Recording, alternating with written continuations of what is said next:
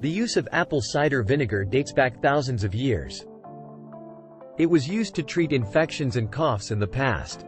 Apple cider vinegar is being promoted as a weight loss assistance, an acid reflux treatment, and many more. But what is apple cider vinegar? Twice fermented apple juice is what makes apple cider vinegar. Yeast, sugar, or another carbohydrate is first combined with crushed apples. A few weeks later, natural yeasts and bacteria ferment the juice, turning the sugars into alcohol. The alcohol is then converted to acetic acid during a second fermentation phase, yielding apple cider vinegar. In stores, you can get raw or pasteurized apple cider vinegar.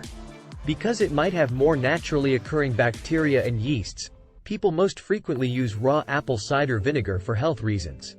The murky sediment you observe in the bottle is made up of these compounds, also referred to as the mother. Have you tried apple cider vinegar? Let us know in the comments. If you want to know more, you can read the description down below this video, or watch this next video.